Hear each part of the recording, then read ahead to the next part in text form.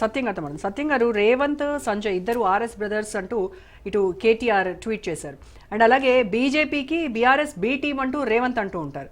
అంటే సీఎం రేవంత్కి పీఎంకి మధ్య దోస్తానా ఉంది అని చెప్పేసి వీళ్ళు అంటూ ఉన్నారు. అసలు ఏ రెండు పార్టీలు ఒకటి, మూడు పార్టీల్లో ఏ రెండు జెండాలు ఒకటి అంటారు? ఇప్పుడు ఇదే డిబేట్ ని అసెంబ్లీ ఎలక్షన్ల ముందర కొన్ని వందల డిబేట్లు చేశాం. ముగ్గుట్లో ఏ ఇద్దరు ఒకటని. అయితే ఒక ఇన్సిడెంట్ తోటి రిజల్ట్స్ మారిపోయినాయి. కేసీఆర్ ప్రభుత్వం మీద ప్రజల తీవ్ర వ్యతిరేకత ఉంది. ఓడించాలంటే కాంక్ష ఉంది. ఆనాడు ఉన్న కాంక్షలో ఎవరు కేసీఆర్కి వ్యతిరేకంగా గట్టిగా పోట్లాడుతున్నప్పుడు రేవంత్ రెడ్డి, బండి సంజయ్ ఎలివేట్ అయ్యారు. వీళ్ళిద్దరు గట్టిగా పోట్లాడుతున్నారు కదా, ఎలివేట్ అయ్యారు. ఎలివేట్ అయినటువంటి సమయంలో నువ్వా నేనని వీళ్ళిద్దరి మధ్య పోటీనప్పుడు సడన్ గా బండి సంజయ్ని తప్పించారు రాష్ట్ర అధ్యక్షునిగా. తప్పియటంతో ప్రజలకు ఏమనిపించిందంటే ఈ బీజేపీకి కేసీఆర్ను ఓడించడం ఇష్టం లేదు, ఇదేదో రాబోయే కాలంలో వీళ్ళిద్దరి మధ్య పొత్తుండబోతుంది కాబట్టే బండి సంజయ్ని పక్కకు తప్పించారు అనుకున్నారు. వ్యతిరేకత మొత్తం కూడా రేవంత్ రెడ్డికి ఫేవరబుల్ గా మారింది. కేసీఆర్ వ్యతిరేకత లేదా టీఆర్ఎస్ వ్యతిరేకత అంతా రేవంత్ రెడ్డికి కాంగ్రెస్ ఫేవరబుల్ గా మారింది. వాస్తవానికి కాంగ్రెస్ ఓటింగ్ ఆనాడు 20% ఉంది, కానీ 40% ఓటింగ్, అబవ్ 40% ఓటింగ్ వచ్చి కాంగ్రెస్ అధికారంలో రావడానికి టీఆర్ఎస్ కేసీఆర్ గవర్నమెంట్ వ్యతిరేకతే.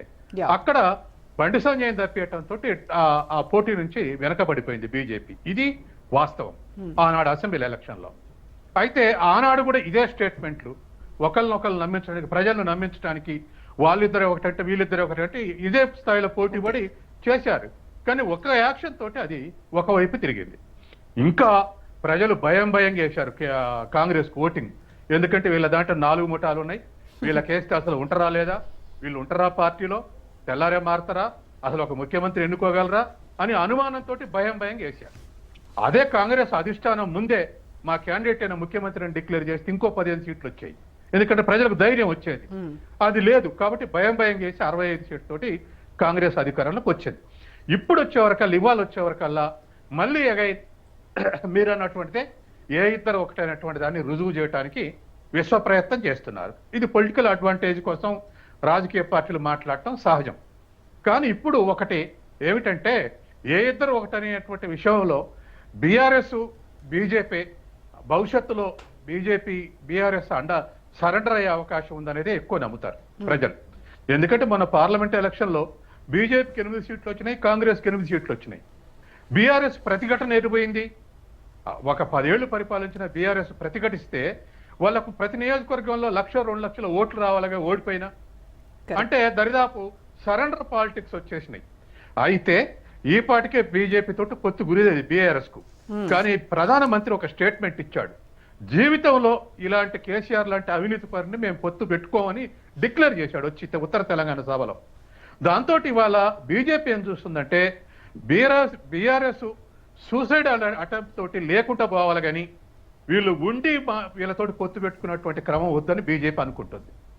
కాబట్టే ఇవాళ కాంగ్రెస్ అయినా బీజేపీ అయినా ఎవరి పోటీ వల్లైనా బీఆర్ఎస్ సీన్ నుంచి డిసప్పియర్ అయితే అది ఖచ్చితంగా బీజేపీకి అడ్వాంటేజ్ ఉంటుంది. ఓటింగ్లో కానీ, షిఫ్టింగ్లో కానీ, లీడర్స్ కానీ, సెకండ్ కేటగిరీ లీడర్స్ కానీ మొత్తం కూడా బీజేపీలో జరిగిపోవటం ఖాయం. అందుకని ఇవాళ ఎంత సాఫ్ట్ గా మాట్లాడినా బీఆర్ఎస్ ని దగ్గరకు రానివ్వట్లేదు. ఎందుకంటే ఈ పోటీలో డిసప్పియర్ అయితే రేపు గెయిన్ అయ్యేది బీజేపీ. కాబట్టి ఎక్కడైనా బీజేపీ యొక్క వ్యూహం ఏ రాష్ట్రంలోనైనా తను బలపట్టాన్ని చూసుకుంటుంది. తన పక్కన ఉన్నటువంటి నియరెస్ట్ ఫోర్స్ ఎవరైనా ఉంటే వాళ్ళు డిజపియర్ అయ్యి వాళ్ళ అడ్వాంటేజ్ తీసుకోవడానికి నడుస్తుంది. బీజేపీ కాంగ్రెస్ కనుక రహస్య ఒప్పందం కుదుర్చుకుంటే రాబోయే రోజుల్లో ఎలాంటి సమస్యలు వస్తాయంటారు? అసలు బీజేపీ కాంగ్రెస్ ఒప్పందం కుదుర్చుకుంటా అనడానికి ఎవరు నమ్మరండి. దేశంలో కాంగ్రెస్ ను ఓవర్టేక్ చేయాలని బీజేపీ అనుకుంటుంది, బీజేపీని ఓవర్టేక్ చేయాలని కాంగ్రెస్ అనుకుంటుంది. బీజేపీ కారణం చేయాలని కాంగ్రెస్ అనుకుంటుంది, కాంగ్రెస్ ని కారణం చేయాలని బీజేపీ అనుకుంటుంది. ఇప్పుడు ఏదో ఇన్సిడెంట్లు, ఇప్పుడు కేసీఆర్ జిఎస్టీ అప్పుడు ఫస్ట్ ముఖ్యమంత్రి ఆయన డిక్లేర్ చేసింది, నోట్ల రద్దప్పుడు ఫస్ట్ సీఎం ఆయన డిక్లేర్ చేసింది మద్దతు. అవి వ్యూహాత్మకం. ఇలా డిక్లేర్ చేసుకుంటూ పోతే కేంద్రంలో వాళ్ళు పరిపాలించుకుంటారు, రాష్ట్రంలో నేనుంటా శాశ్వతంగానే కేసీఆర్ అనుకోండు. బీజేపీ అనుకుంది వీళ్ళు ఈ తెలంగాణలో వీళ్ళు వీక్ కాకపోతే మనం సస్టైన్ కావనుకుంది, ఆ వ్యూహం అమలు జరిపింది.